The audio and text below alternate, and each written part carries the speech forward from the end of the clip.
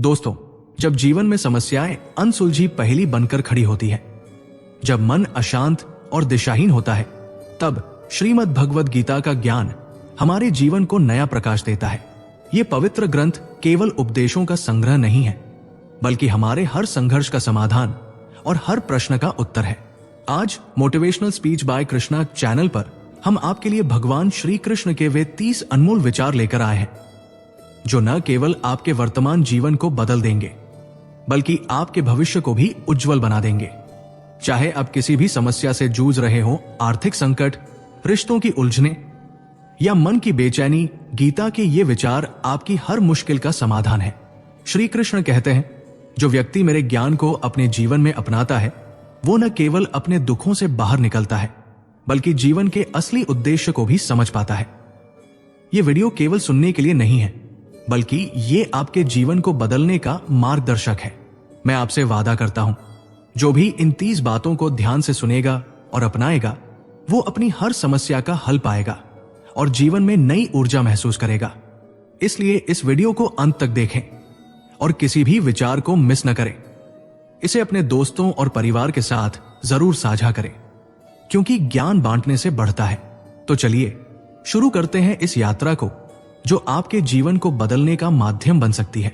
श्रीमद् भगवद गीता का सबसे पहला संदेश हमें सिखाता है कि जीवन में सतर्क रहना कितना महत्वपूर्ण है। भगवान श्री कृष्ण कहते हैं, जो मीठे शब्दों का उपयोग करते हैं, हमेशा आपकी तारीफों के पुल बांधते हैं। उनके असली इरादों को समझना बेहद जरूरी है। ये दुनिया स्वार्थ से भरी है और अक्सर जो लोग आपकी प्रशंसा करते हैं, उनके पीछे किसी न किसी लाभ की आकांक्षा होती है।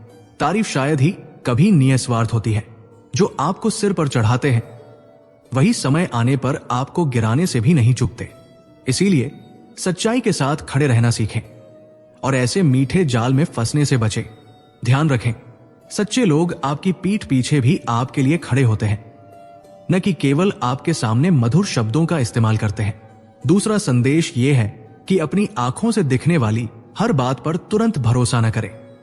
श्री कृष्ण ने कहा, जैसा आप देखते हैं वो हमेशा सच नहीं होता। हमारी आंखें कई बार भ्रम का शिकार हो जाती है। जीवन में विश्वास एक गहरी सोच और समझ के बाद ही बनना चाहिए। हर उस बात पर विश्वास न करें जो दिखती है, क्योंकि सत्य हमेशा बाहरी रूप से स्पष्ट नहीं होता।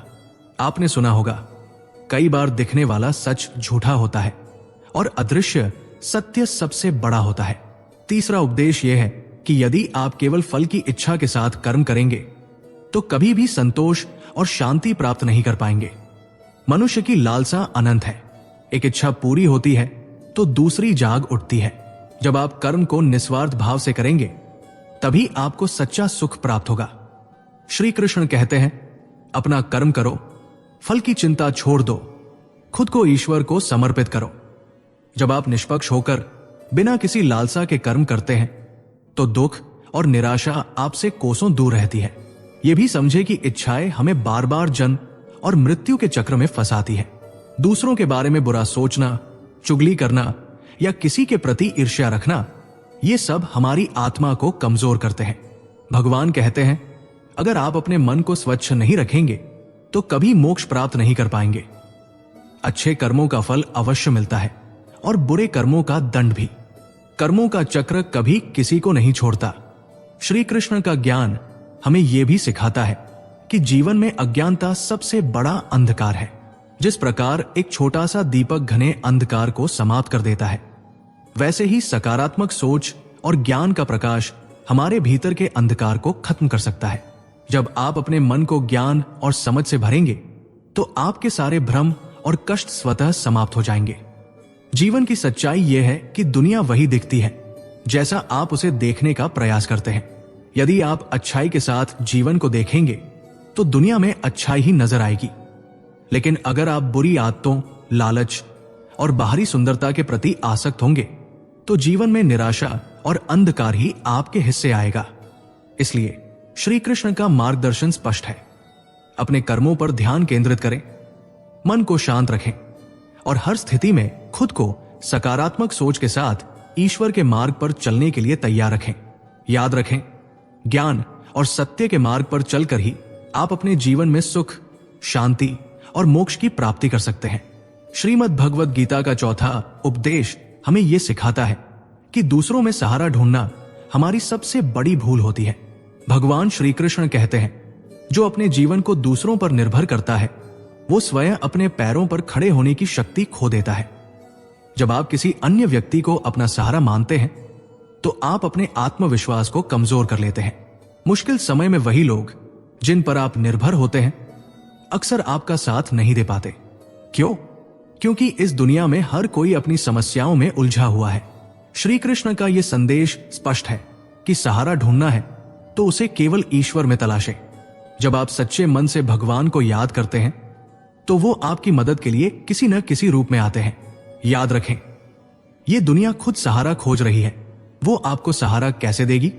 इसलिए अपने जीवन की डोर ईश्वर के हाथ में सौंपे। जब भी आप उन पर विश्वास करेंगे तो आपको कभी भी अकेलापन महसूस नहीं होगा। पांचवा उपदेश है क्रोध से बचना। क्रोध मनुष्य के लिए सबसे बड़ा विनाशकारी शत्रु है। श्री कृष्ण कहते हैं, जो अपने क्रोध को वश में नहीं कर सकता वो अपने जीवन को संभालने में भी असमर्थ होता है।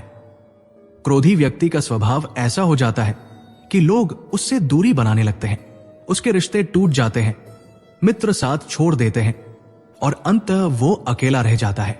जो मनुष्य क्रोध में निर्णय लेता है वो अपने ही हाथों से अपनी जिंदगी को बर्बाद कर देता है। इसलिए क्रोध को नियंत्रित करना सीखें। जब आप शांत रहकर कठिन परिस्थितियों का सामना करेंगे तो आप देखेंगे कि हर समस्या का समाधान खुद ही मिल जाता है। क्रोध में उठाया गया कदम अक्सर पछतावे का कारण बनता है। श्री कृष्ण कहते हैं, क्रोध करना यह दर्शाता है कि आप ईश्वर के कर्म नियमों पर विश्वास नहीं रखते। याद रखें, समय और कर्म का न्याय कभी गलत नहीं होता। छठा उपदेश हमें ईश्वर के प्रति अटूट विश्वास रखने की शिक्षा देता है। जब आप सच्चे मन से भगवान को पुकारते हैं तो वो आपकी सहायता के लिए आते हैं, लेकिन ये आपकी आस्था और श्रद्धा पर निर्भर करता है। भगवान का सहारा लेने का अर्थ है अपने अहंकार और अपने किए गए कार्यों के प्रति गर्व को छोड़ देना। अगर आपने किसी की मदद की है तो उसे अहंकार का विषय न बनाएं। ईश्वर ही सब कुछ करते हैं, हम तो मात्र एक माध्यम है। भगवान का यह उपदेश है कि किसी का भला करके उस पर एहसान जताना व्यर्थ है। अगर आप दूसरों की मदद को गर्व का विषय बनाएंगे तो वो कर्म निष्फल हो जाएगा। हर अच्छे काम का सच्चा फल तब मिलता है जब वो निस्वार्थ भाव से किया जाता है। गीता हमें यह भी सिखाती है कि मन पर नियंत्रण रखना अत्यंत आवश्यक है। मन बहुत चंचल है और अगर इसे नियंत्रित न किया जाए तो ये आपका सबसे बड़ा शत्रु बन सकता है। मन में शंकाएं पैदा करना, दूसरों के प्रति गलतफहमियां पालना और हर छोटी बात पर चिंता करना जीवन का सुख चैन छीन लेता है। श्री कृष्ण कहते हैं, अगर कोई आपके साथ बुरा करता है तो उसके लिए परेशान न हो। समय और कर्म का न्याय उसका हिसाब खुद कर देंगे। इसलिए चिंता छोड़कर चिंतन करें। अपने मन को सकारात्मक विचारों और ज्ञान से भरें। याद रखें, ज्ञान ही वो दीपक है जो अज्ञानता के अंधकार को समाप्त कर सकता है। जब आप दूसरों के लिए प्रेरणा बनते हैं तब आप अपने जीवन को सार्थक बनाते हैं। श्री कृष्ण का यह भी कहना है कि किसी व्यक्ति की बार बार मदद करना तब तक सही नहीं है जब तक वो स्वयं सक्षम न हो जाए। दूसरों को सशक्त बनाने का प्रयास करें, उन्हें सहारा देने का नहीं।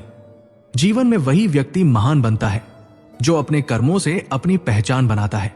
श्रीमद् भगवद गीता हमें सिखाती है कि मैं और मेरा जैसी भावनाओं से बाहर निकलना ही सच्चा जीवन है। जब आप इस भेदभाव को छोड़ देंगे तो पूरा संसार आपका हो जाएगा। जो व्यक्ति कम में खुश रहना सीख लेता है और अधिक पाने की लालसा को त्याग देता है वही सच्चा संतुष्ट और सुखी व्यक्ति बन सकता है। अत्यधिक लगाव, चाहे वो किसी वस्तु, स्थान या व्यक्ति से हो, एक दिन दुख का कारण बनता है। यही कारण है कि गीता का उपदेश है, मोह और आसक्ति से मुक्त होकर जीवन जियो। जो व्यक्ति अपनी इंद्रियों पर नियंत्रण कर लेता है और अपनी इच्छाओं को सीमित कर लेता है वही सच्चा सुख प्राप्त करता है। जीवन का असली उद्देश्य है बिना किसी स्वार्थ के कर्म करते रहना और ईश्वर के मार्ग पर अडिग रहना। गीता का 7वां उपदेश यह है कि जीवन में अपने मन को शांत रखना सीखें। भगवान श्री कृष्ण कहते हैं, एक अशांत मन जीवन में दुख और अव्यवस्था को ही जन्म देता है, जबकि शांत मन प्रेम, आनंद और संतोष का स्रोत बनता है। यदि मन अशांत है तो कोई भी सुखद परिस्थिति भी आपको संतोष नहीं दे पाएगी, और यदि मन शांत है तो सबसे कठिन परिस्थितियों में भी आप भीतर से स्थिर और प्रसन्न रहेंगे। श्री कृष्ण समझाते हैं कि सुख और दुख केवल मन की स्थिति पर निर्भर करते हैं। जैसे अशांत जल में आपका प्रतिबिंब स्पष्ट नहीं दिखता, वैसे ही अशांत मन में सत्य और समाधान कभी नहीं दिखाई देते। शांत मन उस स्थिर जल की तरह है जिसमें सब कुछ स्पष्ट और सुंदर दिखाई देता है। इसलिए जीवन के हर पल में अपने मन को नियंत्रित रखना, उसे व्यर्थ की चिंताओं, भय और आवेश से मुक्त करना गीता का महत्वपूर्ण संदेश है। शांत मन आपको अपनी आत्मा के करीब लाता है और हर परिस्थिति में सही निर्णय लेने की क्षमता देता है। इसे प्राप्त करने के लिए ध्यान, स्वाध्याय और ईश्वर में विश्वास को अपने जीवन का हिस्सा बनाएं। याद रखें, संसार में बाहरी चीजों से अधिक आपके भीतर की शांति ही सच्चा सुख है। गीता का 8वां उपदेश है कि किसी भी वस्तु, व्यक्ति या स्थिति से हद से ज्यादा लगाव कभी न रखें। भगवान श्री कृष्ण ने महाभारत के माध्यम से यह समझाया कि धृतराष्ट्र का अपने पुत्र और राजगद्दी के प्रति अंधा लगाव न केवल उनके लिए विनाशकारी साबित हुआ, बल्कि पूरे राष्ट्र के लिए भी तबाही का कारण बना। उनका मोह इतना प्रबल था कि सत्य और धर्म के मार्ग पर चलने की जगह उन्होंने अधर्म को चुना, जिससे अंततः कौरवों का नाश हुआ। श्री कृष्ण कहते हैं, जब आप किसी से अत्यधिक मोह करते हैं तो वो मोह आपकी बुद्धि और विवेक को ढक लेता है। आप अपनी प्राथमिकताओं और धर्म के प्रति अंधे हो जाते हैं। ऐसा लगाव आपको उस चीज को पाने या बचाने की दौड़ में डाल देता है, लेकिन अंततः ये दौड़ आपकी शांति, खुशी और जीवन के सार को छीन लेती है। लगाव की ये अति हर व्यक्ति के लिए विनाशकारी हो सकती है। जब आप किसी वस्तु या व्यक्ति को अपने जीवन का केंद्र बना लेते हैं तो उसकी अनुपस्थिति या हानि आपके जीवन को अस्थिर कर देती है। इसलिए श्री कृष्ण सिखाते हैं कि मोह और आसक्ति से मुक्त होकर जीने वाला व्यक्ति ही सच्चे आनंद और शांति को प्राप्त कर सकता है। लगाव का अर्थ ये नहीं कि आप किसी से प्रेम न करें या अपने कर्तव्यों को न निभाएं। इसका अर्थ है कि आप अपनी खुशियों और अस्तित्व को किसी बाहरी चीज पर निर्भर न करें। मोह और प्रेम में यह अंतर समझना आवश्यक है। प्रेम आपको स्वतंत्र बनाता है, जबकि मोह आपको बांधता है। श्री कृष्ण का यह उपदेश स्पष्ट करता है कि जीवन में संतुलन बनाकर चलना ही सच्चा धर्म है। किसी भी चीज से आवश्यकता से अधिक जुड़ाव न रखें, क्योंकि जब आप मोह से ऊपर उठते हैं तभी आप जीवन को उसकी पूरी सुंदरता और अर्थ में देख पाते हैं। गीता का 9वां उपदेश जीवन के गहन सत्य और आध्यात्मिक ज्ञान को समझने की प्रेरणा देता है। श्री कृष्ण कहते हैं कि आध्यात्मिक ज्ञान ही जीवन को सुकून और शांति की ओर ले जा सकता है। जो लोग दूसरों की बातों में उलझते रहते हैं वे अपने आत्मविश्वास को खो देते हैं। इसलिए दूसरों के विचारों को महत्व देने से अधिक खुद पर विश्वास करें और अपने दम पर आगे बढ़ने की राह बनाएं। जीवन सीमित है और हर पल अनमोल है, इसे व्यर्थ न गवाएं। अतीत की बुरी यादों में खोने से अच्छा है उनसे शिक्षा लें और वर्तमान को संवार कर एक बेहतर भविष्य का निर्माण करें। कर्म करना आपका धर्म है और उसके परिणामों की चिंता ईश्वर पर छोड़ दें। जब आप अपना सर्वोत्तम प्रयास करते हैं और ईश्वर पर भरोसा रखते हैं तो आपका मार्ग स्वतः प्रशस्त हो जाता है। श्री कृष्ण कहते हैं कि स्वर्ग का मार्ग पुरुषार्थ और सत्कर्मों से ही सरल होता है। अपने कर्मों को ईश्वर के चरणों में अर्पित करें और नित्य अच्छे कार्य करते रहें। केवल अपने लिए नहीं, बल्कि दूसरों की भलाई और सही मार्गदर्शन भी आपके कर्तव्यों में शामिल होना चाहिए। ज्ञानवान व्यक्ति वो होता है जो कामुक सुखों से परे आत्मा के सच्चे आनंद को समझता है। रावण अत्यंत बुद्धिमान था, लेकिन उसका ज्ञान क्रोध, अहंकार और वासनाओं से दूषित था, जिससे उसका पतन हुआ। ज्ञान तभी सार्थक है जब वो समाज और जगत के कल्याण के लिए उपयोगी हो। श्री कृष्ण आत्मा के अजरमर सत्य को स्पष्ट करते हुए कहते हैं, आत्मा न कभी जन्म लेती है और न ही कभी मरती है। ये जानकर किसी भी शोक या भय का कोई स्थान नहीं रह जाता। मनुष्य के कर्म ही उसे ईश्वर के समीप या दूर ले जाते हैं। इसलिए सदैव धर्म के अनुरूप कर्म करें। श्री कृष्ण कहते हैं कि जब जब अधर्म, पाप और अहंकार अपने चरम पर होंगे तब तब मैं इस संसार में अवतरित होकर धर्म की स्थापना करूंगा। ये उपदेश कर्म और धर्म के महत्व को रेखांकित करता है। दान की महिमा को समझाते हुए श्री कृष्ण कहते हैं कि जो दान बिना किसी स्वार्थ और अपेक्षा के किया जाता है वो सात्विक और श्रेष्ठ होता है। जिसने अपने मन को जीत लिया है उसने शांति और परमात्मा को प्राप्त कर लिया है। ऐसा व्यक्ति सुख दुख, सर्दी गर्मी और मान अपमान के प्रभाव से मुक्त हो जाता है। गृहस्थ जीवन और समाज में रहकर परोपकार करना, अपने कर्तव्यों को निष्ठा से निभाना और धर्म का पालन करना भी एक बड़े तप के समान है। यही जीवन का सच्चा अर्थ है और यही मनुष्य को ईश्वर की ओर ले जाने का मार्ग। गीता का 10वां उपदेश आज के समाज की कठोर सच्चाई को उजागर करता है, जहां इंसानियत का अभाव और स्वार्थपूर्ण प्रतिस्पर्धा ने मानवता को खोखला कर दिया है। श्री कृष्ण इस उपदेश के माध्यम से ये बताते हैं कि आजकल इंसान ही इंसान का दुश्मन बन चुका है। चाहे व्यवसाय हो, रिश्ते हो या कोई अन्य क्षेत्र, हर जगह ये स्वार्थ और प्रतिस्पर्धा बढ़ चुकी है और इसी कारण अपराध, चोरी और हिंसा भी बढ़ी है। शास्त्रों में जो कलयुग के लक्षण बताए गए थे वो आज पूरी तरह से सच हो गए हैं। आजकल इंसान अपने स्वार्थ के लिए दूसरे का नुकसान करने में कोई कसर नहीं छोड़ता। किसी का व्यवसाय छीनने, किसी की नौकरी हथियाने और किसी की खुशियों को छीनने की होड़ लगी रहती है। ये मानसिकता अब इतनी बढ़ गई है कि दुखी इंसान को और दुखी किया जाता है और खुश इंसान को परेशान किया जाता है। यही कलयुग की त्रासदी है, जहां इंसानियत का नामो निशान तक नहीं बचा है। इस उदाहरण में सेठ और भिखारी के बीच की बातचीत हमें यह सिखाती है कि आजकल लोग एक दूसरे की मदद करने के बजाय सिर्फ अपने स्वार्थ में ही खोए रहते हैं।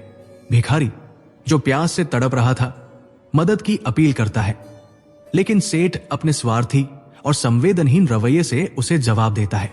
वो कहता है कि आदमी आ जाएगा, मानो उसे इंसानियत के बुनियादी सिद्धांतों का कोई ख्याल न हो।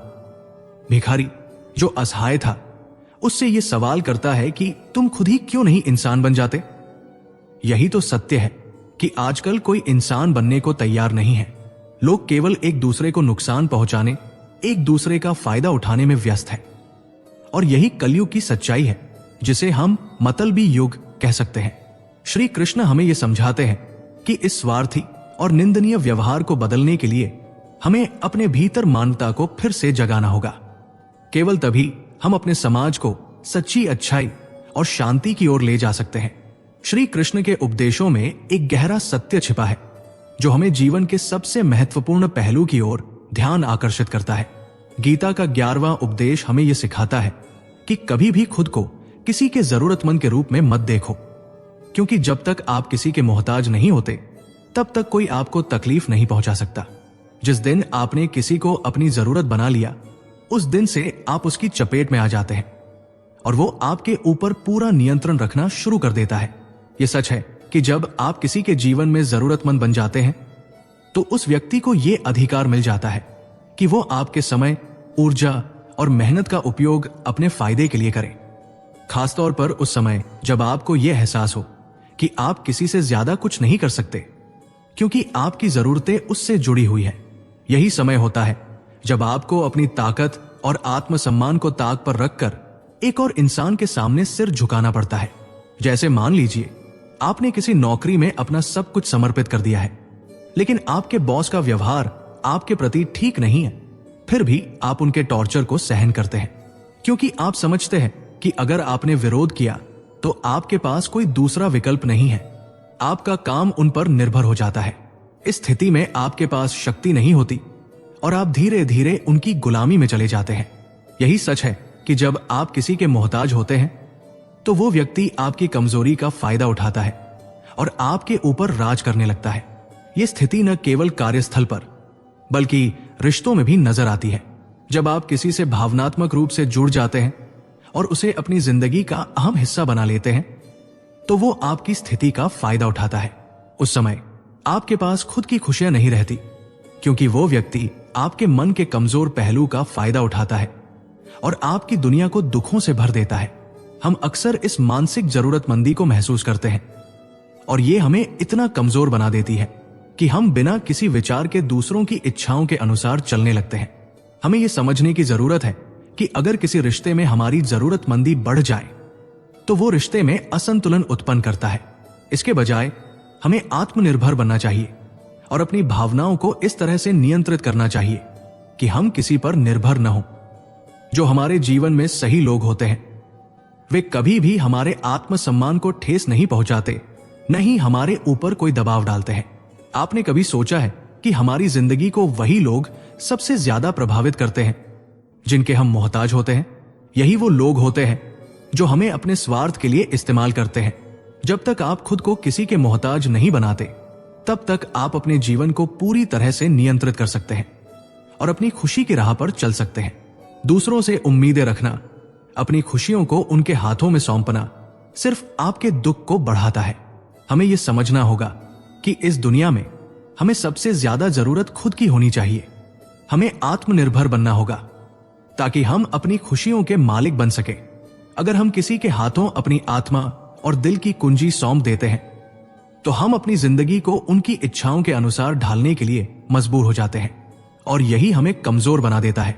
मां बाप को छोड़कर इस दुनिया में शायद ही कोई ऐसा इंसान होगा जो बिना किसी स्वार्थ के हमारी मदद करेगा। यही कारण है कि श्री कृष्ण ने गीता में कहा है कि कभी भी खुद को किसी के मोहताज मत बनाओ, आत्मनिर्भर बनो, अपनी क्षमताओं और आत्मविश्वास पर भरोसा रखो और अपने जीवन की दिशा खुद तय करो। इसलिए हमें अपने मन और आत्मा को इतनी शक्ति देनी होगी कि हम किसी के सामने खुद को कमजोर न महसूस करें। जब हम आत्मनिर्भर होते हैं तो हम अपनी जिंदगी के मालिक होते हैं और हमें किसी से भी डरने की आवश्यकता नहीं होती। जीवन के कठिन संघर्षों के बीच श्री कृष्ण के उपदेश हमें मार्गदर्शन देते हैं कि सफलता की ओर बढ़ने के लिए हमें डर से पार पाना होगा। गीता का 12वां उपदेश हमें यह सिखाता है कि असफलता का डर हमें कभी भी दोबारा प्रयास करने से रोकता है। जब हम अपनी असफलता को एक अंतिम निर्णय मान लेते हैं तो हम आगे बढ़ने का अवसर खो देते हैं। लेकिन असफलता के बाद उठना और पुनः प्रयास करना ही असली सफलता की कुंजी है। वही व्यक्ति जीवन में बड़ी कामयाबी प्राप्त करता है जो निरंतर प्रयास करता है, चाहे कितनी भी कठिनाइयां क्यों ना आए। क्रोध हमारे भीतर का शांतिपूर्ण और निर्णय लेने की क्षमता को नष्ट कर देता है। जब क्रोध बढ़ता है तो यह भ्रम और अव्यवस्था पैदा करता है और इस भ्रम में हमारी बुद्धि व्यग्र हो जाती है। जब बुद्धि व्यग्र हो जाती है तो निर्णय लेने की हमारी क्षमता खत्म हो जाती है और यही स्थिति व्यक्ति की असफलता का कारण बनती है। श्री कृष्ण कहते हैं कि असली सफलता तभी मिलती है जब हम अपने उद्देश्य को हासिल करने के लिए 5 महत्वपूर्ण गुणों को अपनाते हैं। सकारात्मक सोच, एकाग्रता, सच्ची लगन, दृढ़ संकल्प और निरंतर प्रयास। ये गुण हमें रास्ते में आने वाली हर कठिनाई से पार पाने की शक्ति देते हैं। साथ ही कर्म के बिना मोक्ष की उम्मीद करना व्यर्थ है। जब हम केवल फल की चिंता करते हैं और बिना निष्कलंक भाव से काम करते हैं तो हमारा प्रयास कभी सफल नहीं हो सकता। श्री कृष्ण ने गीता में कहा है कि हमें सिर्फ कर्म करने का अधिकार है, न कि उसके परिणाम पर नियंत्रण। यही कारण है कि जब हम बिना फल की चिंता किए अपना कर्म पूरी निष्ठा और समर्पण से करते हैं तो जीवन की राह खुद ही आसान हो जाती है। हमारे मन का व्यवहार भी बहुत महत्वपूर्ण है। अगर हम अपनी इंद्रियों के अधीन हो जाते हैं तो वासना, आलस और लालच जैसी बुरी आदतें हमारे मन को प्रभावित करती है। यही आदतें हमें अपने लक्ष्य से भटका देती है। इसलिए श्री कृष्ण कहते हैं कि हमें कर्म में पूर्ण समर्पण के साथ अपने लक्ष्य पर ध्यान केंद्रित करना चाहिए और किसी भी लालच से दूर रहना चाहिए। कर्म करने के बाद उसका फल भगवान पर छोड़ देना चाहिए, तभी हम असली सफलता का अनुभव कर सकते हैं। अब गीता का 13वां उपदेश जीवन के रिश्तों के बारे में है। श्री कृष्ण हमें यह बताते हैं कि रिश्तों में मर्यादाओं का पालन अत्यंत आवश्यक है। अगर रिश्तों में कोई अपनी सीमा पार करता है तो वो रिश्ता लंबे समय तक टिक नहीं सकता। किसी भी रिश्ते की सफलता इस बात पर निर्भर करती है कि 2 लोग एक दूसरे का सम्मान और इज्जत करते हैं। जब किसी रिश्ते में यह सम्मान खत्म हो जाता है तो उस रिश्ते का अंत निश्चित है। रिश्ते केवल तभी मजबूत रहते हैं जब 2 लोग अपनी मर्यादाओं को समझते हैं और उन्हें पार नहीं करते। किसी रिश्ते में अगर एक व्यक्ति अपने अधिकारों या मर्यादाओं का उल्लंघन करता है तो वो रिश्ता टूटने की कगार पर होता है। इसीलिए हमें अपने रिश्तों में हमेशा सम्मान बनाए रखना चाहिए और कभी भी अपनी सीमाओं को पार नहीं करना चाहिए। अगर हम ये समझ पाते हैं कि रिश्ते में मर्यादा सबसे महत्वपूर्ण है, तो हम जीवन में सच्चे और स्थायी संबंधों की नींव रख सकते हैं। गीता का 14वां उपदेश हमें जीवन के रिश्तों की सच्चाई से परिचित कराता है। वो हमें यह समझाता है कि रिश्ते तभी मजबूत और टिकाऊ होते हैं जब उनमें एक दूसरे का सम्मान और मर्यादा बनी रहती है। अगर किसी रिश्ते में मर्यादा टूट जाती है तो वो रिश्ता खत्म होने की ओर बढ़ता है, चाहे वो रिश्ता किसी भी रूप में हो, परिवार, मित्रता या किसी अन्य संबंध में। जब तक दोनों लोग एक दूसरे की इज्जत और कद्र करते हैं तब तक रिश्ता मजबूत रहता है।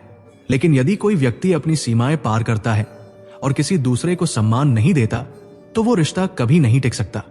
हमारे जीवन में बहुत से ऐसे रिश्ते होते हैं जो केवल एक दूसरे की इज्जत और मर्यादा की वजह से चल रहे होते हैं। अगर ये दोनों बातें खत्म हो जाती हैं तो रिश्ते की नींव हिल जाती है। एक रिश्ते की शक्ति तभी होती है जब दो लोग अपनी सीमाओं को समझते हुए, एक दूसरे का सम्मान करते हुए उसे बनाए रखते हैं। अगर आप किसी से प्यार करते हैं तो उसके लिए अपनी सीमाएं तय करें और उस सीमा को कभी न तोड़ें। रिश्ते वही टिकते हैं जो आपस में समझ और मर्यादा के साथ चलते हैं। अगर ये दोनों बातें खत्म हो जाती हैं तो वो रिश्ता कभी न कभी टूट ही जाता है। अच्छे रिश्तों के लिए ये आवश्यक है कि हम एक दूसरे के साथ अपने स्थान और अधिकारों का आदर करें। अगर आप एक दूसरे की सीमाओं का उल्लंघन करते हैं तो आपको कोई भी रिश्ता कायम नहीं रख पाएगा। इसलिए हर रिश्ते में यह ध्यान रखना चाहिए कि दोनों व्यक्ति एक दूसरे की मर्यादा की रक्षा करें। केवल ऐसे रिश्ते ही जीवन को सकारात्मक दिशा में आगे बढ़ा सकते हैं। अब गीता के 15वें उपदेश की बात करते हैं। ये उपदेश जीवन में हमारे साथ हो रहे कुछ ऐसे अनुभवों पर प्रकाश डालता है जो अक्सर हमें धोखा देते हैं। कई बार हम ऐसे लोगों से मिलते हैं जो सामने से हमें अपना सबसे अच्छा मित्र या शुभ चिंतक दिखते हैं, लेकिन पीछे से वही लोग हमारी पीठ पर वार करते हैं। श्री कृष्ण ने इसे बहुत अच्छे से समझाया है। जब कोई व्यक्ति आपके सामने दिखावे के लिए अपार स्नेह दिखाता है लेकिन पीठ पीछे आपको नुकसान पहुंचाता है तो वो व्यक्ति आपकी नजरों में पूरी तरह से अविश्वसनीय हो जाता है। चाणक्य ने भी ऐसे लोगों के बारे में कहा है कि वे उस घड़े की तरह होते हैं जिसका मुंह तो अमृत से भरा होता है लेकिन भीतर पूरी तरह से जहर भरा होता है। हमें ऐसे लोगों से हमेशा दूर रहना चाहिए, क्योंकि जो आपके सामने मीठी बातें करते हैं वही पीठ पीछे आपको नुकसान पहुंचा सकते हैं।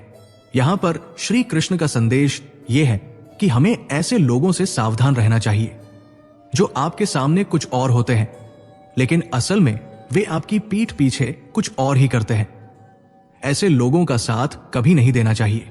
किसी के दिखावे में आकर उनका विश्वास करना कभी भी हमें न केवल मानसिक रूप से दुखी कर सकता है बल्कि ये हमें जीवन में कई ठगों और धोखेबाजों के चक्कर में भी डाल सकता है। इसलिए हमेशा सच की पहचान करें और ऐसे लोगों से दूरी बनाए रखें जो सिर्फ दिखावे के लिए आपके साथ है। अंत में गीता का 16वां उपदेश हमारे मन की स्थितियों को समझाने के बारे में है।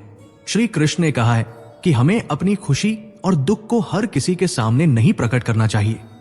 जीवन में हम सभी कभी न कभी दुख और सुख का सामना करते हैं, लेकिन हमें इनको सबके सामने दिखाने की जरूरत नहीं है।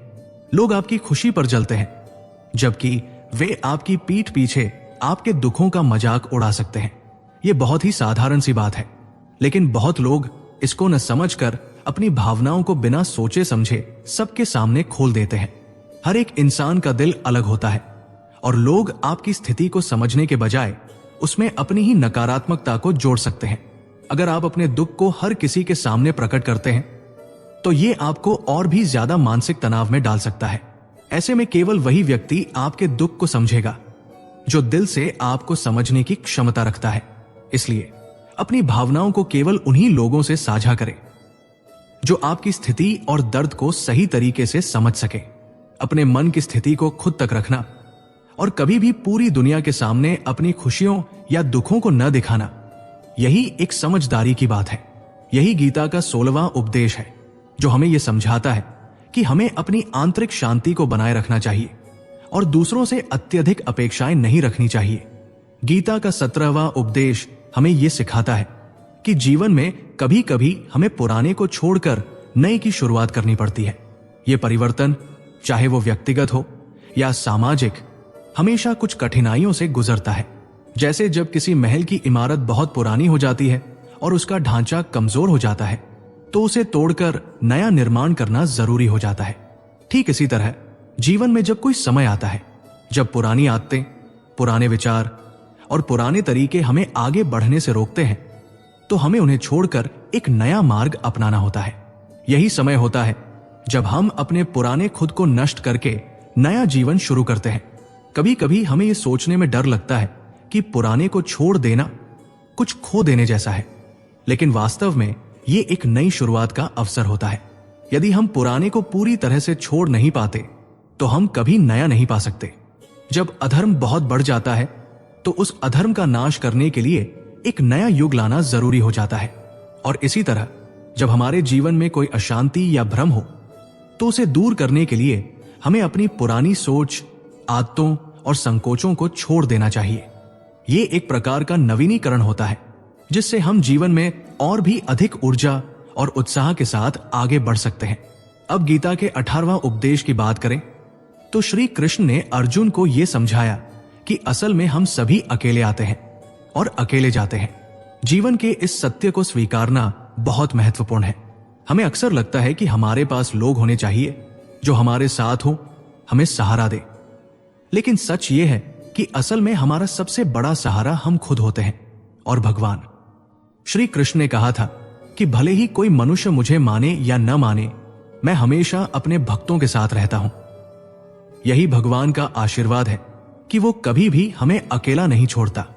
मनुष्य को यह समझना चाहिए कि कभी भी किसी रिश्ते या किसी व्यक्ति पर पूरी तरह से निर्भर न रहें। हमें यह सच्चाई समझनी चाहिए कि हमारे जन्म से लेकर मृत्यु तक हमारे साथ सिर्फ भगवान ही होते हैं। इसलिए अकेलापन का डर हमें नहीं होना चाहिए। अकेलापन एक स्थिति है, लेकिन यह निराशा और दुख का कारण नहीं बनना चाहिए। असल में कभी कभी हमें अपने भीतर की शांति और शक्ति को समझने के लिए अकेले रहना जरूरी होता है। अगर कोई व्यक्ति हमें छोड़कर चला जाता है तो इसका मतलब ये नहीं कि हम अकेले हैं। जीवन में कभी भी हम किसी से पूरी तरह से जुड़े नहीं होते, क्योंकि हर किसी की अपनी यात्रा है। हमारे माता पिता जो हमें जीवन देते हैं वो भी एक दिन हमें छोड़कर जाते हैं। इसलिए हमें यह समझना चाहिए कि जीवन का सत्य यही है कि हम अकेले आए थे और अकेले ही जाएंगे। किसी व्यक्ति का साथ छोड़ने से दुखी होने की बजाय हमें भगवान के साथ अपने संबंध को मजबूत करना चाहिए, क्योंकि वही हमारे साथ हर कदम पर रहता है। श्री कृष्ण ने अर्जुन से कहा था कि कभी भी अपने अंदर की ताकत और आत्मविश्वास को खोना नहीं चाहिए। अकेले रहकर भी हमें अपनी शक्ति को पहचानना चाहिए। कभी भी किसी गलत इंसान के साथ रहने से बेहतर है अकेले रहकर अपनी आत्मा से जुड़ना। यही गीता का सिखाया गया महत्वपूर्ण उपदेश है, जो हमें यह समझाता है कि अकेलापन कोई कमजोरी नहीं है, बल्कि ये आत्मनिर्भरता और आत्म साक्षात्कार की ओर एक कदम होता है। इसलिए हमें अपने जीवन में कभी भी अकेलापन से डरना नहीं चाहिए। हमें यह समझना चाहिए कि हमारे भीतर ही सारी ताकत और शक्ति है, जो हमें किसी भी परिस्थिति में सफलता की ओर मार्गदर्शन करती है। अकेले रहकर भी हम अपने जीवन को सकारात्मक दिशा में मोड़ सकते हैं और भगवान की मदद से हर मुश्किल को पार कर सकते हैं। जीवन में बहुत बार ऐसा समय आता है जब हमें पुराने को छोड़कर कुछ नया शुरू करने की जरूरत होती है। यह बदलाव कभी आसान नहीं होता, लेकिन जरूरी होता है। सोचिए, जब किसी पुराने महल या इमारत की नींव कमजोर हो जाती है तो उसे तोड़कर नया बनाना ही एकमात्र विकल्प होता है। ठीक उसी तरह जब हमारे जीवन में कुछ चीजें और आदतें हमारे आगे बढ़ने में रुकावट डालने लगती हैं, तो हमें उन पुरानी आदतों को छोड़ने और एक नई शुरुआत करने की आवश्यकता होती है। श्री कृष्ण ने भी गीता में यही संदेश दिया है कि जब समाज में अधर्म और असत्य बढ़ जाते हैं तो उन चीजों का नाश करने के लिए एक नया युग लाना आवश्यक होता है। और यह बदलाव सिर्फ बाहर से नहीं, अंदर से भी होना चाहिए। अगर हमें अपनी जीवन यात्रा को सशक्त और सफल बनाना है तो हमें अपने पुराने अहंकार, गलत विचार और नकारात्मक आदतों को छोड़ना होगा, ताकि हम नए और सकारात्मक विचारों की शुरुआत कर सकें। वहीं दूसरी ओर गीता का एक और महत्वपूर्ण उपदेश है कि हमें कभी भी अपने धन, पद या शक्ति का अभिमान नहीं करना चाहिए। दुर्योधन की तरह हमें यह कभी नहीं सोचना चाहिए कि हमारा धन, हमारी शक्ति या हमारा रुतबा हमें दूसरों से ऊपर बना देता है। दुर्योधन ने यह सोचकर अपने विरोधियों को अपमानित किया कि उसके पास भीष्म पितामह जैसे महान योद्धा है, लेकिन उसकी यह सोच ही उसकी बर्बादी का कारण बनी। जो लोग अपनी संपत्ति, पद और बल के कारण दूसरों को तुच्छ समझते हैं, उन्हें यह समझना चाहिए कि एक दिन उनकी यही सोच उनका पतन भी ला सकती है। यदि आप किसी भी क्षेत्र में सफलता हासिल करते हैं तो उसे अपनी जिम्मेदारी समझें और कभी भी दूसरों से अपनी सफलता का घमंड न करें। दूसरों को नीचा दिखाना या उनकी निंदा करना किसी भी स्थिति में उचित नहीं होता। यह जीवन की सबसे बड़ी सच्चाई है कि जो कुछ भी हमारे पास है वो अस्थायी है। इसलिए हमें कभी भी अभिमान नहीं करना चाहिए, क्योंकि असल ताकत वही है जो दूसरों के प्रति विनम्रता और सहानुभूति का भाव रखें। अब बात करते हैं गीता के एक और गहरे उपदेश की, जहां श्री कृष्ण अर्जुन से कहते हैं कि मृत्यु जीवन का अटल सत्य है। जो चीज निश्चित है उसके बारे में चिंता करने से कोई फर्क नहीं पड़ता। जीवन में अगर हम मृत्यु से डरते हैं तो हमें यह समझना होगा कि यह एक प्राकृतिक प्रक्रिया है। शरीर तो सिर्फ एक अस्थायी वास है जो कुछ समय बाद समाप्त हो जाएगा, लेकिन हमारी आत्मा अमर है, जैसे किराए का घर अस्थायी। जीवन में हमें यह समझने की आवश्यकता है कि जहां हमें प्रेम और सम्मान नहीं मिलता वहां हमें अपनी उपस्थिति दर्ज नहीं करनी चाहिए। यह उपदेश हमें गीता से मिलता है, जो महाभारत के युद्ध से पहले श्री कृष्ण ने दिया था। एक समय की बात है जब श्री कृष्ण हस्तिनापुर गए थे और पांडवों के लिए शांति प्रस्ताव लेकर आए थे। तब शकुनी ने दुर्योधन से कहा था कि श्री कृष्ण बहुत मायावी है, अगर वो हमारे पक्ष में आ गए तो समझो पांडव हार जाएंगे। दुर्योधन ने यह सोचकर श्री कृष्ण को अपने घर बुलाया और उन्हें सम्मान देने का प्रस्ताव रखा। लेकिन श्री कृष्ण ने दुर्योधन से कहा कि इंसान को तब किसी के घर जाना चाहिए जब उसे उस व्यक्ति से बहुत प्रेम हो या जब जीवन में कोई बड़ी विपत्ति आ गई हो। उन्होंने ये भी कहा कि न तो मुझे किसी प्रकार की कोई आपत्ति है, नहीं तुमसे कोई प्रेम है, इसलिए मैं तुम्हारे घर भोजन के लिए नहीं आ सकता। तुम मुझे सिर्फ इसलिए बुला रहे हो क्योंकि तुम्हें अपना मतलब पूरा करना है। यही शिक्षा हमें मिलती है कि हमें उस जगह नहीं रहना चाहिए जहां हमें प्रेम और सम्मान नहीं मिलता। हमें केवल उन्हीं स्थानों पर रहना चाहिए जहां हमारी कदर हो और जहां हमें इज्जत और प्रेम मिले। वही गीता का एक और महत्वपूर्ण उपदेश है जो हमें यह बताता है कि मूर्ख और दुष्ट लोगों को कभी ज्ञान नहीं देना चाहिए, क्योंकि जब हम ऐसे लोगों को ज्ञान देने की कोशिश करते हैं तो उनका अहंकार आहत होता है और वे हमारे खिलाफ हो जाते हैं। इस प्रकार वे हमारे लिए हानिकारक बन सकते हैं। श्री कृष्ण अर्जुन से कहते हैं कि जीवन बहुत दुर्लभ है, इसे व्यर्थ नहीं जाने देना चाहिए।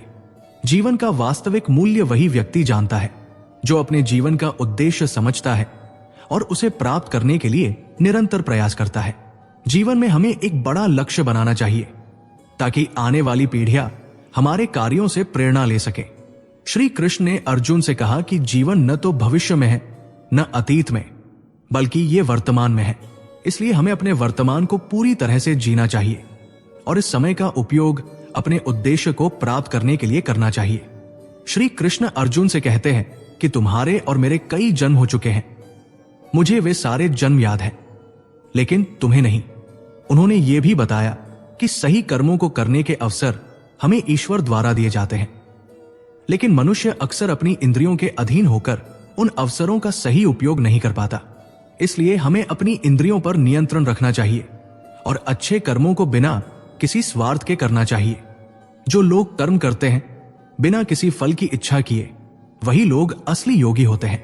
इस प्रकार श्री कृष्ण ने अर्जुन को यह शिक्षा दी कि जीवन में सफल होने के लिए हमें अपने कर्मों को धर्म समझकर करना चाहिए और हमें कभी भी कर्मों के फल की चिंता नहीं करनी चाहिए। जो लोग अपने कर्मों को बिना किसी स्वार्थ के करते हैं वही असल में संतुष्ट होते हैं और अपने जीवन को सही दिशा में ले जाते हैं। इसी तरह हमें अपनी इच्छाओं और क्रोध पर नियंत्रण रखना चाहिए। हमारे मन का सबसे बड़ा शत्रु या मित्र वही होता है।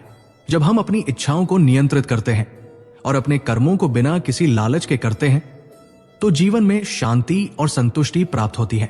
ईश्वर हमें अच्छे कर्मों के अवसर प्रदान करते हैं, लेकिन अगर हम अपने अहंकार और वासनाओं के कारण उन्हें नकारते हैं तो हमें जीवन में सच्चे सुख और सफलता का अनुभव नहीं होता। जीवन के हर कदम पर हमें अपनी जिम्मेदारी को समझते हुए और अपने मन को नियंत्रित करते हुए अपने लक्ष्य की ओर बढ़ना चाहिए। यही श्री कृष्ण का संदेश है जो हमें आत्मनियंत्रण और कर्मयोग की ओर प्रेरित करता है। गीता के 22वें उपदेश में एक गहरी सीख छिपी है। जहां आपके लिए प्रेम और सम्मान नहीं है, वहां जाना ही नहीं चाहिए। महाभारत के युद्ध से पहले श्री कृष्ण हस्तिनापुर गए थे शांति का संदेश लेकर। तब दुर्योधन ने सोचा कि श्री कृष्ण को अपने पक्ष में कर लिया जाए, क्योंकि वो जानते थे कि श्री कृष्ण की उपस्थिति से ही पांडवों को जीत का संबल मिलता है। शकुनी ने सलाह दी कि कृष्ण को अपने घर बुलाकर उनकी सेवा करो, उन्हें प्रसन्न करो, ताकि वे हमारा साथ दे। दुर्योधन ने बड़े आदर के साथ श्री कृष्ण को अपने महल में आने और भोजन करने का निमंत्रण दिया। लेकिन श्री कृष्ण ने दुर्योधन से कहा, इंसान को तभी किसी के घर जाना चाहिए जब वहां सच्चा प्रेम हो या कोई बड़ी विपत्ति हो। न तो मुझे तुमसे कोई प्रेम है और न ही मेरे जीवन में कोई विपत्ति है। तुम मुझे केवल अपने स्वार्थ के लिए बुला रहे हो, इसलिए मैं तुम्हारे घर भोजन करने नहीं आ सकता। यह उत्तर न केवल दुर्योधन के लिए एक संदेश था, बल्कि यह हम सभी के लिए एक शिक्षा है। हमें केवल वही जाना चाहिए जहां हमें सच्चे दिल से स्वीकार किया जाए, जहां हमें इज्जत और प्रेम मिले। मतलबी लोगों की संगति से बचना ही सही मार्ग है। गीता का यह उपदेश हमें अपने आत्मसम्मान को बनाए रखने की प्रेरणा देता है। यह सिखाता है कि केवल उन्हीं स्थानों पर समय बिताना चाहिए जहां आपकी उपस्थिति का सम्मान हो और आपको अपनी कद्र महसूस हो। अगर हम ऐसे लोगों के साथ समय बिताते हैं जो हमें सिर्फ अपने स्वार्थ के लिए उपयोग करना चाहते हैं, तो यह हमारे आत्मबल को कमजोर कर सकता है। इसलिए यह जरूरी है कि हम अपनी ऊर्जा उन लोगों और जगहों पर लगाएं जो हमारे जीवन को सुकून और संतुष्टि देते हैं। गीता के 23वें उपदेश में श्री कृष्ण ने यह स्पष्ट किया है कि मूर्ख और दुष्ट लोगों को ज्ञान देना व्यर्थ है। ऐसे लोग न केवल आपके ज्ञान को ठुकराते हैं, बल्कि आपके खिलाफ षड्यंत्र रच सकते हैं। उनके अहंकार को चोट पहुंचती है और वे आपके प्रति वैरभाव रखते हैं। इसलिए अपने ज्ञान को उन्हीं लोगों के साथ साझा करना चाहिए जो उसकी कद्र कर सके। जीवन श्री कृष्ण के अनुसार दुर्लभ है। ये एक ऐसा अवसर है जिसे सही दिशा में इस्तेमाल किया जाए तो ये दूसरों के लिए प्रेरणा बन सकता है। श्री कृष्ण ने अर्जुन को समझाया कि जीवन का सही मूल्य समझने वाला व्यक्ति ही इसे बड़े उद्देश्य के लिए समर्पित कर सकता है। उन्होंने कहा, जो अपने जीवन के मूल्य को पहचान लेता है वो उसे सार्थक बना सकता है। तुम्हारे कर्म ही तुम्हें महान बनाते हैं और एक दिन दुनिया तुम्हारे प्रयासों को पहचानेगी। श्री कृष्ण ये भी कहते हैं कि जीवन न अतीत में है न भविष्य में, ये केवल वर्तमान में है। वर्तमान को पूरी तल्लीनता से जीना और सही कर्म करना ही सफलता का मार्ग है। उन्होंने अर्जुन से कहा, तुम्हारे और मेरे कई जन्म हो चुके हैं, मुझे वे सब याद है, लेकिन तुम्हें नहीं। यह जरूरी है कि तुम अपने कर्मों से अपनी पहचान बनाओ, क्योंकि यही तुम्हारी आत्मा का विकास करेगा। ईश्वर हमें बार बार अवसर देता है कि हम अपने जीवन को सुधार सकें, लेकिन अक्सर इंसान अपनी इच्छाओं और इंद्रियों के अधीन रहकर उन अवसरों को गवा देता है। श्री कृष्ण का संदेश स्पष्ट है, अच्छे कर्म करने के अवसर कभी नहीं छोड़ने चाहिए। जीवन को सफल बनाने का मार्ग यही है कि हम कर्म करते रहें बिना उसके फल की चिंता किए। सच्चा योगी वही है जो अपने कर्म को धर्म समझकर करता है। उन्होंने अर्जुन से कहा, जो व्यक्ति कर्म फल की इच्छा से मुक्त है और कर्म के परिणामों से भयभीत नहीं होता, वो सच्चा सन्यासी है। ऐसे व्यक्ति के लिए सफलता का कोई लक्ष्य दूर नहीं होता। जीवन में आने वाली कठिनाइयां हमारी परीक्षा होती है, लेकिन हमारी निर्बलता को हमारी इच्छा शक्ति और कर्म के द्वारा ही समाप्त किया जा सकता है। यह हमारे मन की दृढ़ता है जो हमें जीवन की हर चुनौती से पार पाने की शक्ति देती है। इसलिए यह जरूरी है कि हम अपने मन को नियंत्रित करें और अपने विश्वास को बनाए रखें। गीता हमें सिखाती है कि ईश्वर केवल उन्हें ही मदद करता है जो स्वयं की मदद करने का साहस रखते हैं। यह उपदेश हमें प्रेरित करता है कि हम अपने कर्मों को पूरी निष्ठा और ईमानदारी के साथ करें। जब तक हम अपने जीवन के हर पल को सच्चाई और समर्पण के साथ नहीं जीते, तब तक हमें सच्ची संतुष्टि नहीं मिल सकती। यही गीता का सार है और यही जीवन की सबसे बड़ी सीख है।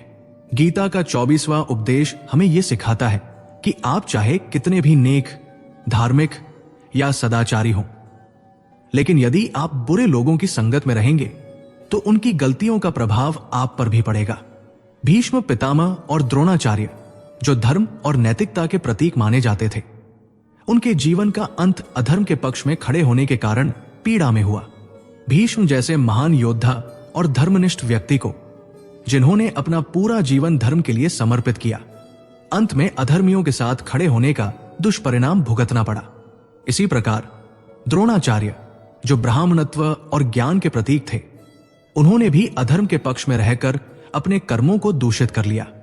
श्री कृष्ण हमें समझाते हैं कि बुरे लोगों की संगत आपके जीवन को अंधकार में धकेल सकती है, भले ही आप खुद सीधे तौर पर कोई गलत काम न कर रहे हों। यह उस धुएं की तरह है जो आग के पास रहने से आपके कपड़ों पर आ जाता है, चाहे आपने आग जलाई हो या नहीं। अगर आप बार बार दुख, असफलता या समस्याओं का सामना कर रहे हैं, तो यह जरूरी है कि आप अपने आसपास के लोगों और उनके कर्मों पर ध्यान दें। बुरे संग का असर केवल मानसिक रूप से ही नहीं, बल्कि आपके कर्मों के परिणामों पर भी पड़ता है। इसलिए हमेशा उन लोगों के साथ रहिए जो सही मार्ग पर चलने वाले हैं और जिनका आचरण आपको प्रेरित करता है। गीता का 25वां उपदेश हमें चेतावनी देता है कि छल, कपट और धोखाधड़ी का परिणाम अंततः हमेशा दुखद होता है। दुर्योधन और उसके मामा शकुनी ने पांडवों के साथ हर कदम पर छल किया, उन्हें धोखा दिया और अपने स्वार्थ को पूरा करने के लिए अनैतिक तरीकों का सहारा लिया। लेकिन अंत में वही छल उनके विनाश का कारण बना। पांडवों ने न्याय और सत्य के मार्ग पर चलते हुए दुर्योधन के छल का सामना किया और समय ने ऐसा मोड़ लिया कि दुर्योधन को अपने ही कर्मों का फल भुगतना पड़ा। श्री कृष्ण हमें सिखाते हैं कि हर इंसान के कर्म उसका पीछा करते हैं। यदि आप दूसरों को धोखा देकर अपने लाभ की सोचते हैं, तो वही धोखा किसी दिन आपके जीवन को भी बर्बाद करेगा। कर्म की ये चक्रव्यूह किसी को नहीं छोड़ता। जो जैसा करता है वैसा ही उसे प्राप्त होता है। ये जानकर हमें दूसरों के साथ ईमानदारी और सच्चाई से पेश आना चाहिए। छल से प्राप्त सफलता अस्थायी होती है, लेकिन सच्चाई से अर्जित की गई उपलब्धियां जीवन भर के लिए खुशी और संतोष देती है। इन शिक्षाओं से यह स्पष्ट होता है कि हमें हमेशा अपने संग और अपने कर्मों पर ध्यान देना चाहिए। अच्छे संग से प्रेरणा और शक्ति मिलती है, जबकि गलत संग से सिर्फ विनाश। और छल या कपट की जगह हमें अपने जीवन में ईमानदारी और सच्चाई को जगह देनी चाहिए, ताकि हमारा अंत दुर्योधन या शकुनी जैसा ना हो, बल्कि सत्य और धर्म के साथ जीवन व्यतीत हो। गीता का 26वां उपदेश हमें सिखाता है कि जीवन में आने वाली हर कठिनाई अस्थायी होती है। कठिन समय के बीच यदि हम अपनी हिम्मत और धैर्य बनाए रखें, तो कोई भी समस्या हमें झुका नहीं सकती। जीवन एक नदी की तरह है जो हर समय बहती रहती है। सुख दुख, अच्छे बुरे पल सब बहाव का हिस्सा है। अगर आप सोचते हैं कि जीवन में कुछ भी स्थायी है, तो यह भ्रम है। हर पल बदलता है और बदलाव ही जीवन का नियम है। एक राजा की कहानी हमें यह शिक्षा देती है। वो राजा बहुत बुद्धिमान और खुशहाल था, लेकिन उसे चिंता थी कि अगर कभी बुरा वक्त आ गया तो वो क्या करेगा। उसने अपने गुरुजी से मार्गदर्शन मांगा। गुरुजी ने उसे एक ताबीज दिया और कहा, जब भी तुम्हें लगे कि जीवन में ऐसा संकट आया है जिसे सहना असंभव है, तो इसे खोलकर पढ़ लेना, इससे तुम्हें शक्ति मिलेगी। राजा ने ताबीज संभाल कर रख लिया। समय बीता और एक दिन उसका राज्य एक शक्तिशाली शत्रु ने छीन लिया। राजा को अपने राज्य, महल और सब कुछ छोड़कर भागना पड़ा। वो बेहद निराश और असहाय महसूस कर रहा था। उसे याद आया कि गुरुजी ने ताबीज दिया था। उसने ताबीज खोला और उसमें लिखा था, यह वक्त भी गुजर जाएगा। उस वाक्य ने जैसे उसके भीतर एक नई ऊर्जा का संचार कर दिया। उसने सोचा, यह सच है, जो बुरा समय आज आया है वो हमेशा नहीं टिकेगा। अगर मैं हार मान लूं तो यह वक्त मुझे हमेशा के लिए दबा देगा, लेकिन अगर मैं इसे सहन करूं और लड़ने का साहस जुटाऊं तो मैं इसे पार कर जाऊंगा। उस राजा ने अपनी सेना को पुनर्गठित किया, अपने बचे खुचे संसाधनों और लोगों को संगठित किया और दुगने आत्मविश्वास के साथ अपने राज्य को वापस जीत लिया। उस दिन राजा ने समझा कि हर मुश्किल, हर चुनौती, चाहे वो कितनी भी बड़ी क्यों न हो, अस्थायी है। जीवन में जब भी कठिन समय आए तो खुद से कहें, यह वक्त भी गुजर जाएगा। याद रखें, हर रात के बाद सुबह होती है, हर अंधेरे के बाद उजाला आता है। आपके जीवन में चाहे कितना भी बड़ा तूफान क्यों ना आ जाए, वो स्थायी नहीं है। ये सोचकर आप अपने डर और निराशा को परास्त कर सकते हैं। कई बार हमें लगता है कि ये समस्या हमारे लिए अंत है। हम अपने सपनों को खोने लगते हैं, उम्मीदों को छोड़ने लगते हैं। लेकिन उस समय यह समझना जरूरी है कि जो वर्तमान में हमारे सामने है वो एक परीक्षा है। जैसे एक बीज जमीन के नीचे दबाया जाता है, लेकिन वही दबाव उसे एक दिन विशाल वृक्ष बनने की ताकत देता है। वैसे ही कठिनाइयों का सामना करना हमें और मजबूत बनाता है। तो जब भी जीवन में ऐसा पल आए जो आपको हिलाकर रख दे, खुद को ये याद दिलाएं कि ये क्षण केवल अस्थायी है। अपनी हिम्मत को बनाए रखें, अपने धैर्य को साथी बनाएं और विश्वास रखें कि जैसे नदी अपनी राह ढूंढ लेती है, वैसे ही आप भी हर बाधा को पार कर लेंगे। बुरा वक्त केवल हमें यह सिखाने आता है कि हमें अपने भीतर की ताकत को पहचानना है। यह हमें जीवन के असली मायने समझाता है। इसलिए अगर कभी भी आपको लगे कि आप टूट रहे हैं, तो यह सोचें कि यह क्षण आपकी जीत का आधार बन सकता है। आपकी हिम्मत और धैर्य ही आपकी सबसे बड़ी ताकत है। तो अगली बार जब जिंदगी आपको परखने आए, तब इसे अपना अवसर समझें। हर गिरावट के बाद उठने का एक मौका होता है। और याद रखें, यह वक्त भी गुजर जाएगा। गीता का 27वां उपदेश हमें सिखाता है कि संतुलित जीवन जीना आवश्यक है। जरूरत से ज्यादा अच्छा बनना कई बार हमारे लिए समस्याएं खड़ी कर सकता है। पांडवों की कहानी इस बात का ज्वलंत उदाहरण है। पांडव धर्म के मार्ग पर चलने वाले, न्यायप्रिय और सच्चे थे, लेकिन उनकी अच्छाई का फायदा उठाया गया। उनका राजपाट छिन गया, उनकी पत्नी का अपमान हुआ और उन्हें वर्षों तक वनवास भोगना पड़ा। यह कहानी हमें यह समझाने के लिए है कि अच्छाई की कोई सीमा होनी चाहिए। जरूरत से ज्यादा नरमी और उदारता आपको कमजोर बना सकती है। आज की दुनिया में भी अगर आप हर किसी के लिए अच्छे बनने की कोशिश करेंगे, तो लोग आपका इस्तेमाल करेंगे। आप जितना दूसरों के लिए करेंगे, उतना ही लोग आपकी अच्छाई को हल्के मिलेंगे। इसका मतलब ये नहीं कि आप बुरे बन जाएं या अपनी नैतिकता छोड़ दें। इसका अर्थ है कि आपको अपनी सीमाएं तय करनी होंगी। अपनी अच्छाई को संभाल कर इस्तेमाल करें, दूसरों के लिए अच्छा करें, लेकिन अपनी खुशी और आत्मसम्मान को कभी न भूलें। आज की दुनिया में खुश रहना है तो सबसे पहले खुद के प्रति अच्छा बने। दुनिया के नजरिए से अच्छा बनने के चक्कर में खुद को नुकसान न पहुंचाएं। अपनी सीमाएं तय करें और अपनी भलाई को अपने हाथों में रखें। गीता का 28वां उपदेश हमें सिखाता है कि बीते हुए कल को भुलाकर वर्तमान में जीना ही सच्चा सुख है। अगर आप अपने अतीत के दुखों और गलतियों में उलझे रहेंगे, तो आज कभी खुशी का अनुभव नहीं कर पाएंगे। जो समय बीत गया वो लौटकर नहीं आएगा। अगर आप उस समय के बारे में सोचते रहेंगे, तो ये केवल आपके वर्तमान को बिगाड़ेगा। समझदार लोग अतीत की गलतियों से सबक लेते हैं, लेकिन उसका बोझ नहीं ढोते। कई लोग अपने अतीत की घटनाओं पर रोते रहते हैं।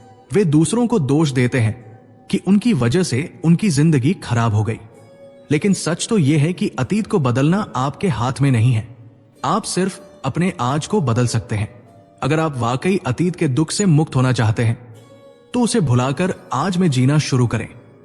अतीत में जीने वाला व्यक्ति केवल पीड़ा और पछतावे का शिकार होता है। वो अपनी खुशियों को खो देता है।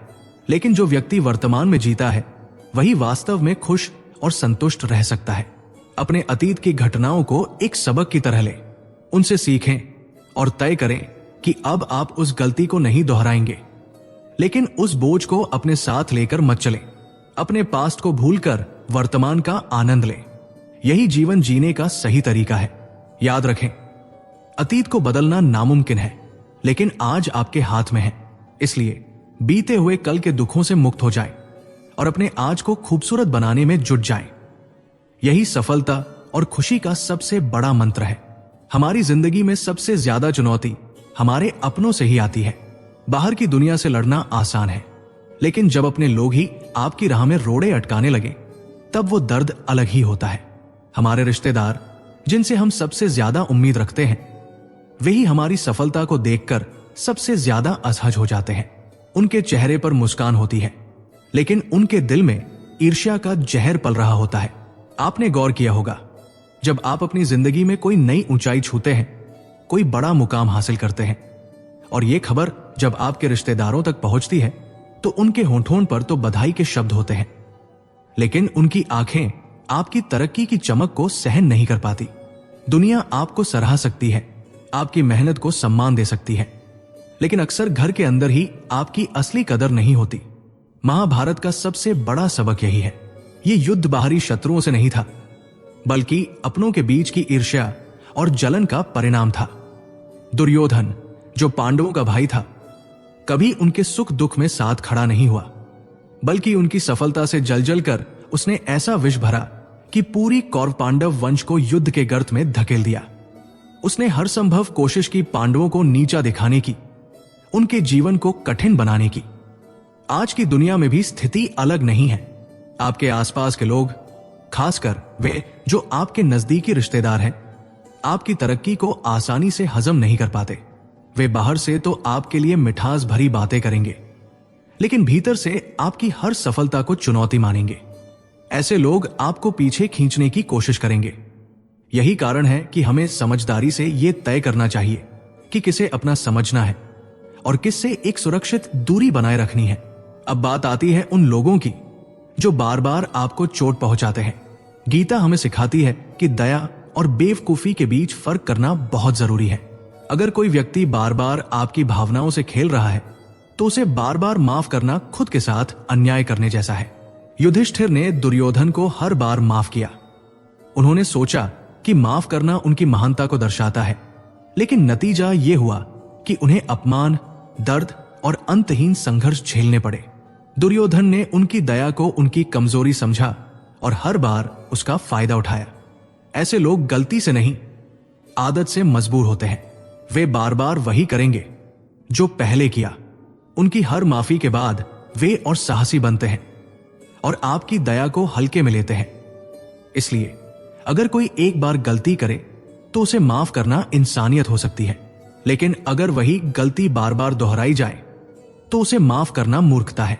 कहते हैं, आजमाए हुए को दोबारा आजमाना ऐसा है जैसे किसी बार बार ठोकर मारने वाले पत्थर पर भरोसा करना। माफी का मतलब यह नहीं है कि आप अपने आत्मसम्मान को गिरवी रखते। माफी वहां तक ही होनी चाहिए जहां तक आपका स्वाभिमान बना रहे। इसलिए उन लोगों से दूरी बना ले जो बार बार आपकी भावनाओं को चोट पहुंचाते हैं। याद रखें, आप दयालु हो सकते हैं, लेकिन आप कमजोर नहीं हैं, और यह समझदारी ही आपको सही दिशा में ले जाएगी, जहां आपकी खुशी, सम्मान और शांति बरकरार रहेगी। जब कोई आपको धोखा दे या छल करे, तो उस पर रोष प्रकट करने या दुखी होने से बेहतर है कि आप उससे एक सबक लें। समझे कि लोग हमेशा वैसे नहीं होते जैसा वे दिखाते हैं। यह दुनिया एक रंगमंच की तरह है, जहां हर इंसान अपने चेहरे पर कोई ना कोई मुखौटा पहनकर घूमता है। वे अच्छा दिखने का अभिनय करते हैं, लेकिन अच्छा बनने का प्रयास नहीं करते। अगर आप कभी किसी व्यक्ति के साथ थोड़ा गलत व्यवहार करके देखें, या आपकी जिंदगी में कठिन समय आ जाए, तो उनका असली स्वभाव तुरंत सामने आ जाता है। यह सच आपको सिखाता है कि किसी पर भी जल्दी विश्वास करना या उनसे ज्यादा उम्मीदें लगाना खुद के लिए मुश्किलें खड़ी कर सकता है। दुनिया के लोग कभी किसी के स्थायी साथी नहीं रहे और न ही कभी होंगे। अपने दिल को इस अनिश्चितता में फंसाने की बजाय उसे उस ईश्वर को समर्पित कर दे जो सच्चा और अटल है। श्री कृष्ण ने अर्जुन से गीता के 12वें अध्याय भक्ति योग में यही कहा है, हे अर्जुन, अपना मन, अपनी बुद्धि और अपना दिल मुझ में लगा दे। जब तू ऐसा करेगा तो कोई तेरा दिल नहीं तोड़ पाएगा। याद रखें, इस दुनिया में जिससे आप सबसे ज्यादा दिल लगाते हैं, वही व्यक्ति अक्सर आपको सबसे ज्यादा दुख देता है। इसका कारण यह है कि इस संसार में भावनाओं की कोई कीमत नहीं है। यहां कद्र होती है केवल स्वार्थ की। जब तक आप किसी के काम आते हैं, वे आपके साथ मीठा व्यवहार करेंगे, लेकिन जैसे ही उनका स्वार्थ पूरा हो जाता है, उनका बर्ताव भी बदलने लगता है। इसलिए जब आप किसी नए व्यक्ति से मिले तो तुरंत भरोसा न करें। अक्सर लोग एक नकली मुखौटा पहनकर आपके सामने आते हैं ताकि वे आपको अपने जाल में फंसा सके। यह आप पर निर्भर करता है कि आप उनकी बातों में फंसते हैं या अपनी समझदारी से काम लेते हैं। याद रखें, भरोसा करना अच्छी बात है, लेकिन अंधविश्वास करना मूर्खता। अपने दिल और भावनाओं को सहेज कर रखें। और सबसे महत्वपूर्ण बात, अपनी खुशी और शांति को किसी अन्य व्यक्ति के हाथ में न सौंपें। इसे ईश्वर को समर्पित करें, जो कभी आपकी भावनाओं को ठेस नहीं पहुंचाएगा। ऐसा करने से न केवल आप छल और धोखे से बच पाएंगे, बल्कि आप एक स्थायी और सच्ची शांति भी अनुभव करेंगे। श्री कृष्ण का यही संदेश है। अपने दिल को स्वार्थी संसार से हटाकर उस परमात्मा से जोड़ दो, जो तुम्हारी भावनाओं को समझता है और उन्हें संभालता है। तब तुम्हारा जीवन सच्चे सुख और संतोष से भर जाएगा। गीता का 30वां उपदेश हमें यह सिखाता है कि डर हमारे जीवन का सबसे बड़ा शत्रु है। डर हमारी ऊर्जा और सोचने की क्षमता को इस हद तक जकड़ लेता है कि हम अपने भविष्य को लेकर घबराहट और चिंता में डूब जाते हैं। लेकिन क्या डर से कोई समस्या हल होती है? नहीं। डर केवल हमारे मन की शांति को छीनता है, हमें कमजोर करता है और हमें हमारे सच्चे उद्देश्य से भटका देता है। श्री कृष्ण ने गीता में स्पष्ट रूप से कहा है कि तुम ये शरीर नहीं हो। ये शरीर तो केवल एक साधन है, तुम्हारी आत्मा का माध्यम। आत्मा अमर है, अनंत है। युगों युगों से तुमने कई जन्म लिए हैं और ये मानव शरीर तुम्हें इसलिए मिला है ताकि तुम अपने कर्मों को सिद्ध कर सको और जीवन के वास्तविक उद्देश्य को समझ सको। जीवन का उद्देश्य केवल सुख साधन जुटाना नहीं है, बल्कि परोपकार करना, दूसरों की निस्वार्थ भाव से सहायता करना और अपनी आत्मा को शुद्ध करना है। डर की जगह हमें विश्वास रखना चाहिए। विश्वास उस ईश्वर में जो हमारी हर प्रार्थना सुनता है। श्री कृष्ण ने अर्जुन से कहा, जो व्यक्ति सच्चे मन और निस्वार्थ भाव से मुझे स्मरण करता है, वो मुझे अवश्य पा लेता है। ईश्वर को हमारे बाहरी दिखावे या भौतिक वस्तुओं की जरूरत नहीं है, उन्हें केवल हमारी श्रद्धा चाहिए। यदि कोई व्यक्ति प्रेम और भक्ति से एक पत्ता, फूल, फल या पानी भी अर्पित करता है, तो वो मेरे लिए अमूल्य है। लेकिन अगर कोई दिखावे के लिए 56 भोग भी अर्पित करे, तो वो मेरे लिए तुच्छ है। यह संदेश हमें यह समझने के लिए प्रेरित करता है कि प्रेम और भक्ति का वास्तविक रूप क्या है। सच्चा प्रेम वह है जिसमें निस्वार्थता हो, जिसमें ईमानदारी हो। लेकिन आजकल प्रेम को केवल स्वार्थ और धोखे का साधन बना दिया गया है।